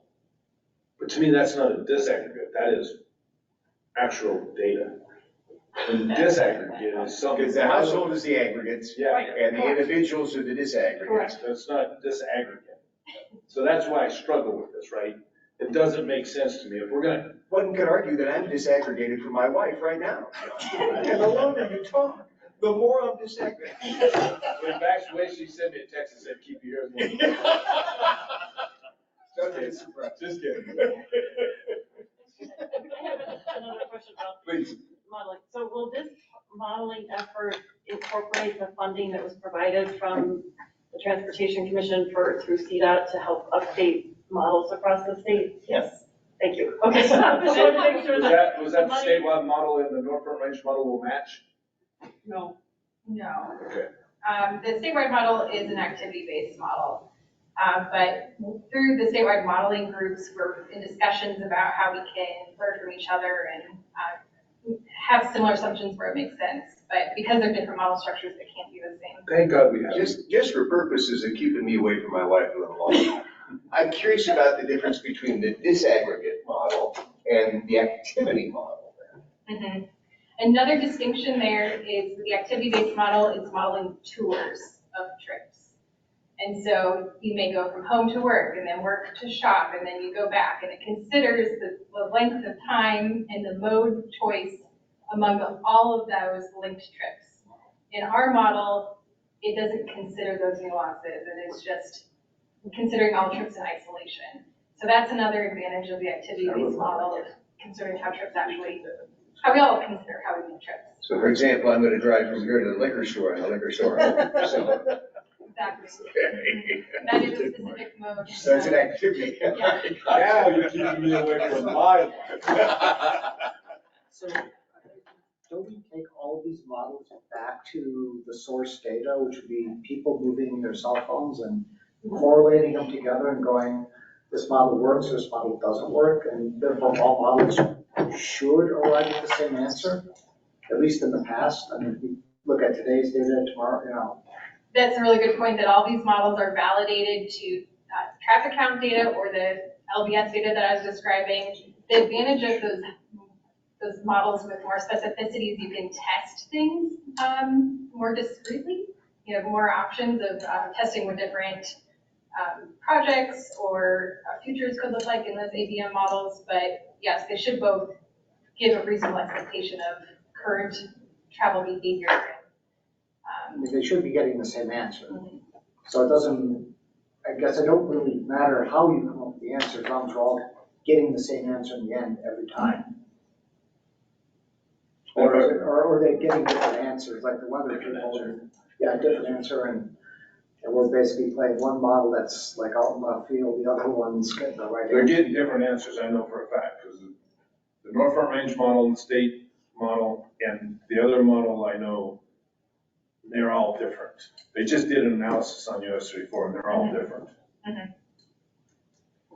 So I have a question related to that, if that's okay, and I know we're trying to move this along, but one of the things I'm curious about, and it'll show up in the modeling, it'll also show up in your visioning, again, trying to look at the economic ecosystem that we all live in and work in, how will this look at those interregional trips?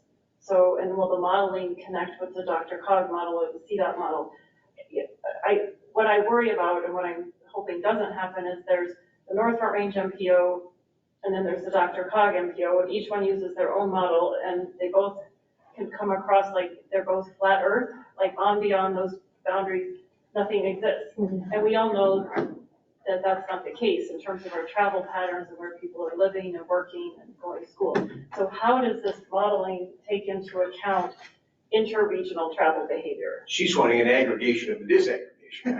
So I think Dora had the answer, but. I was gonna say, he was gonna defer to. And then just. Yeah, I'll say the coordination has gone probably way before me as well. Whenever we update, we confer about the model edge, make sure the travel volumes we're giving similar information. But when we switch to new land use model, which we did last time, there's always things you can learn. And one of the things we learned from our last one is that it wasn't really good at considering the boundary effect on our land use model. So the growth in need was pretty low. So when we update our land use model this time, that's one thing we're keeping an eye on, that we're having forecasts of the growth that we're expecting on the southern end of our region. Because the land use model is just looking at us, it doesn't really see the Denver whole. Right, and I'm glad that you're looking at that, because I think that's such a critical thing. We need Frederick, Firestone, Longmont, I mean, all of the communities up here. Well, to Kathleen's point, 30 to 38% of our people are driving I-25 to Denver. Right, and so again, making the case for the travel demand on I-25 and how it's linking together Northern Colorado and Denver, it's just having the numbers to back that up will be really important. Maybe one other small caveat to that is that we've been waiting patiently through COVID to do our next household travel survey, which we are hoping to get done this fall, I'm thinking. The pilot, the letters for the pilot went out this week, supposed to. So, yes. Yeah, so hopefully we'll get that. So that tells us how we're moving around from our region and out of our region, and then who's coming in. This household surveys across the state. So that it will also be telling us, typical household surveys are, you live here, how do you travel, right? If you do it all across the state, it helps us who's coming from Denver into our region, who's coming from out of our region to Denver and to other places. So it gives us a more comprehensive If you look. drive I-25, there's a lot of people going both directions. Yeah. So just out of curiosity, surveys used to be the only way of getting an answer. But now with, phone data, are surveys still accurate? I mean, Yeah, well, I think there's always accuracy issues in surveys, right? They're always statistical I don't know, people just envision that they drive to Denver every week and maybe they only drive once a month. And so you're getting what they want to do and not what they're actually doing. And so surveys are, if you ask someone any activity, they will, how often do you exercise? Everyone's going to. So every day. Everyone's going to choose a number, stretch it, different. So I think part of what they're trying to do is run an app on the phone, so it actually tracks you Yeah, where it you're does. going. Okay, already Great, showed you you just don't know about Okay, it's Trying to do it. Yeah. it. Okay, Alex, please, try to get this bus back onto you. On the road. Sounds good. Also refining work from home in the model, that was something that we at least started to do in the 2045 RGP 2022 update, I believe. And so continuing to do that, hopefully getting some better data about what exactly work from home has looked like. And then also acquiring newer and better data to improve the model estimation and calibration, which I think goes back to the validation question and making sure that is what the model is producing logical with what we know and have observed. And then for the land use model, we have been updating developments, incorporating additional data from the American Community Survey. Medora mentioned the additional employment data and other data that we've been able to use. And Becky also mentioned the additional funding to make sure that we are addressing some of the issues that Medora has found with the land use model. Have you been working with the locals to incorporate all their current development programs and everything? Because there's a lot out there that has changed over the last 6 months. Yes. That's a good answer. Yep. So moving quickly on from modeling. In addition to the overall RTP, there are also these component plans and programs that we will be working on that will be coming your way. The congestion mitigation process are strategies that we can use to address known areas of congestion in the region. That last came in 2019. So we will be updating that, bringing that to TAG, having those discussions. That focuses more on potential strategies and ways that we can incorporate it into existing NPO programs and what the local communities can do. So we'll be taking a deeper dive into that.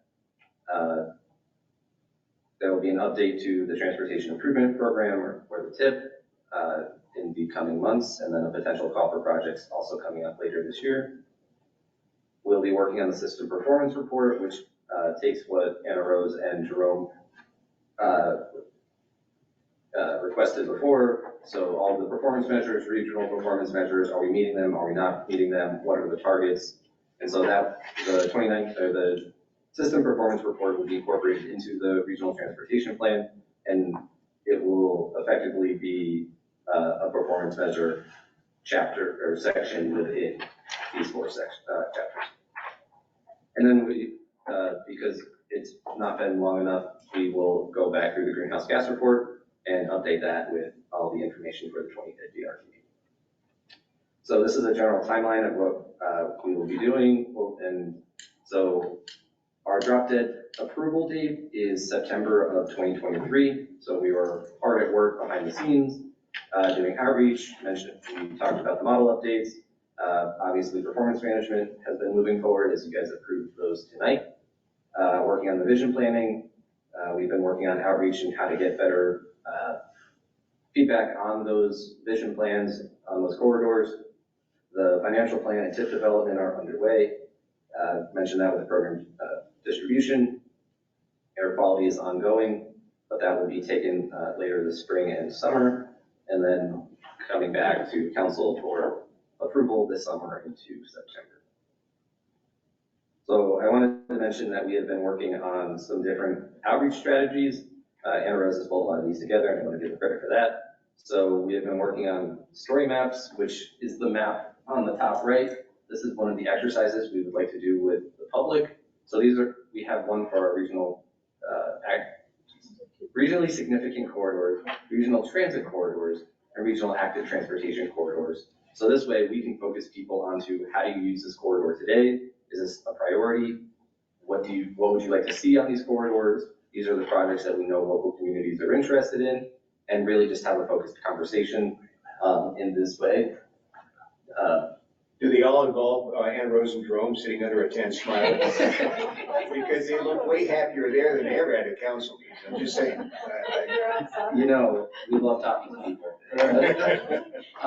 It's kind of a team effort on the tabling. So we'll have this interactive tool online, but we'll also have paper versions. Ann Rose has been working with the libraries and different ways that we can get into the community and talk to people where they already are. So that way we can have these conversations and talk through some of these nebulous topics like transportation. And so that ties into the presentations and discussions. And then we also have an ongoing project website. And one of the things with the story map is that we are going to be doing a collection of story maps, which hopefully makes sense once we have them all done. But the idea is that they're going to bind them into a storybook coloring project. But the idea is that we can send people to one page, and if you're interested in the corridors, here's a bunch of maps that explain that. Or if you're interested in just what projects are being funded and how that looks across the region, here's another page. And so have that kind of be an interactive executive summary, which gets more into the so what, as we talked about earlier. Please, John. So maybe I'm totally out of line here, but when we start doing an update to the plan, not the RTP, but the overall plan, which the RTP leads into the new plan, transportation plan, right? You mean the statewide plan? Yeah, this leads into that. We're working up towards the statewide plan, right? They are supposed to Yeah, incorporate. they are supposed to incorporate our plan Right. at the statewide level, yes. So with that being said, when does the 4P process, and will you guys be going out and working with the individual communities at the table here? I mean, will the Norfolk Range be like, go meet with Greeley, because Greeley's got a bunch of needs, Loveland's got a bunch of needs, Fort Collins has got a bunch of needs. Windsor doesn't have any, Severance is growing. My wife just called. She was wondering when you were gonna wrap it up. I forgot Windsor actually has a need. But will you guys be working with us as we start looking at this RTP and the importance of these corridors? And then we bring this into a collective, or is this, am I thinking something totally different? Well, I think the 4P process that you're thinking about, that's typically been run through CEDA, through the region, or through Region 4. And that could be on a regional corridor or a significant corridor, it could not be. Right.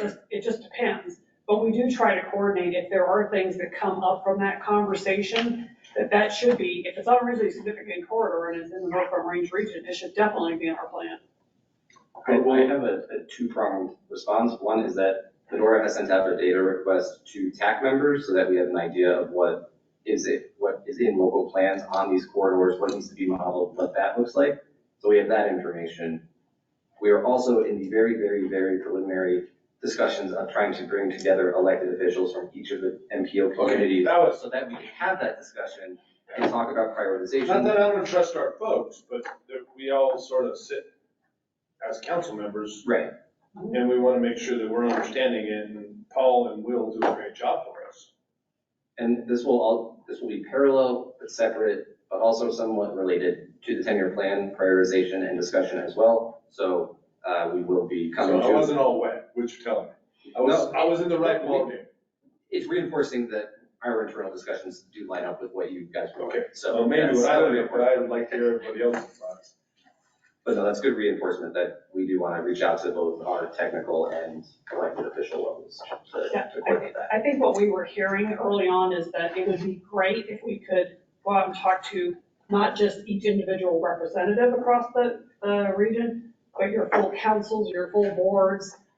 So I know that Larimer County is getting back into they have like county meetings, like a North County, South County, so they pull in all the elected officials. So we're trying to get on agendas for that, working with Elizabeth, trying to get something on well. That's a great place. That's a great place.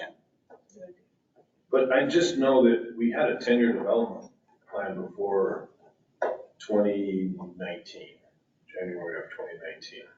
We had a big, huge 10-year development plan that was put together with different programs and different projects with a tune of about $6.4 billion of needs around the region.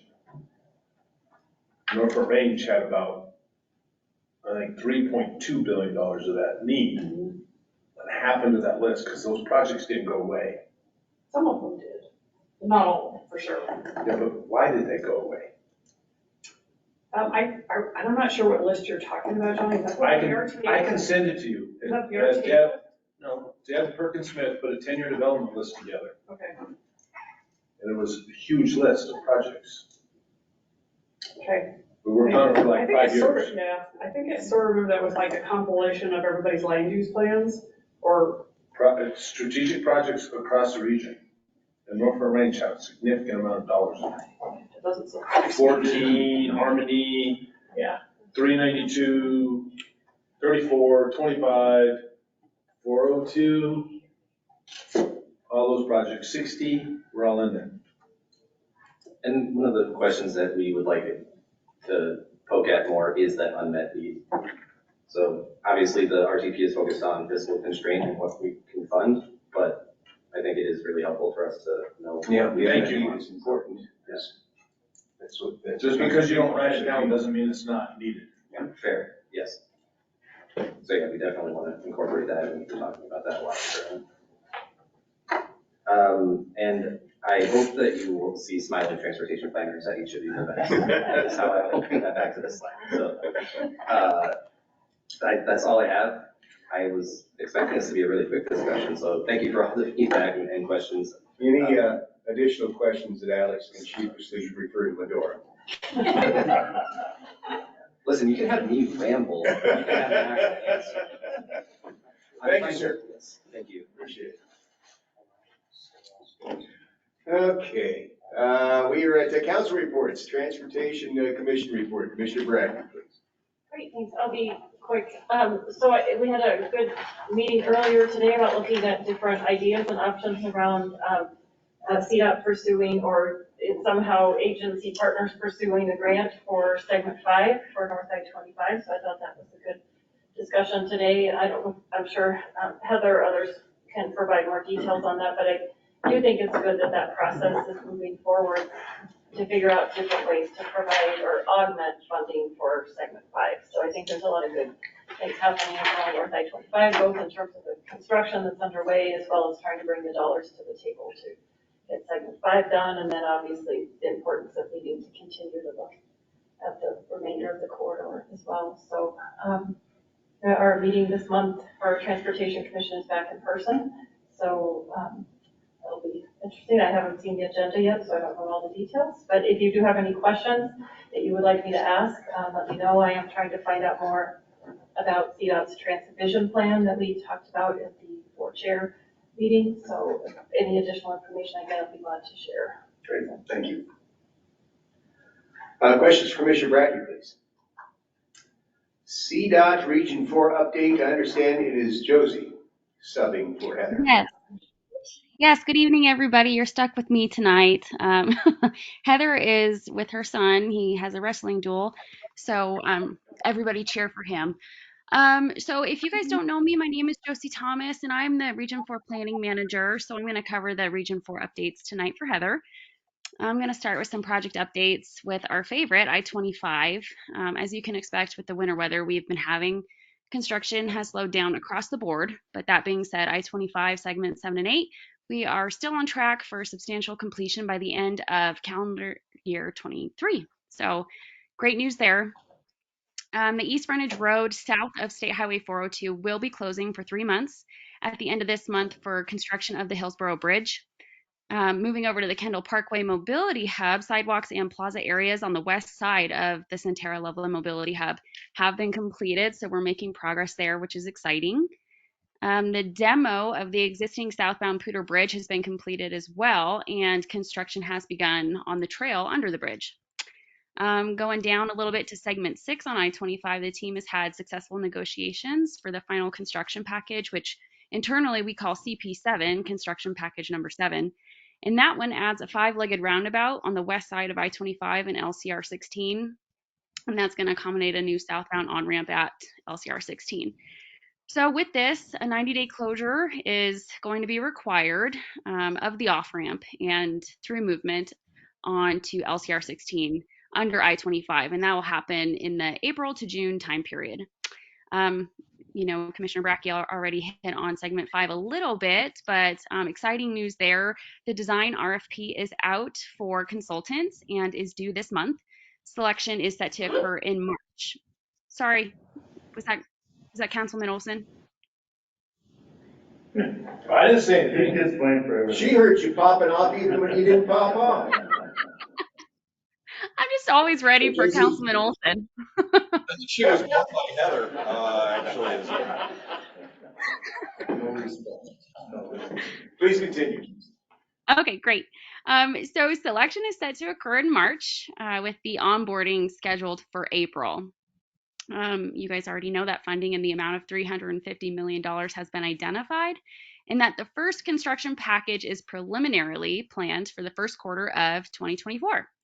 So outside of I-25, I'll talk a little bit about US 34, another corridor that's very important to us in North Front Range. So development along the 34 corridor, it may drive some interim improvement projects at intersections like Weld County Road 17. Stay tuned on that. The Merge project, which is for the 35th and 47th interchanges, which does include a central mobility hub, it does continue to pursue funding. So we're working closely with Greeley. We meet with them monthly on their plans there, and we look forward to continuing to support them however we can. And then moving over to Spaghetti Junction, 85 and 34, Phase 1 improvements, which are interim signing and striping improvements, are getting finalized through design. So we should see that kicking off soon as well. And then lastly, if you guys were at STAC today or at any of the meetings I talk at, you're probably tired of me talking about the Transportation Alternatives Program, which we call TAP. But the call for projects for fiscal years 24 through 26 is officially open, which is very exciting. Opened today. So the only update I have for that is that we are accepting applications. I'm your contact for Region 4.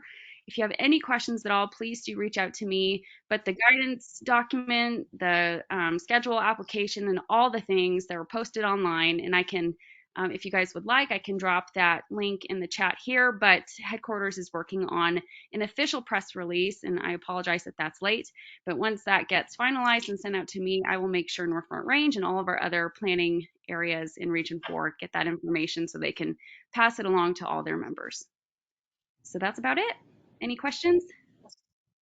Questions for Josie, please. Josie, thank you. Appreciate it. Thank you so much.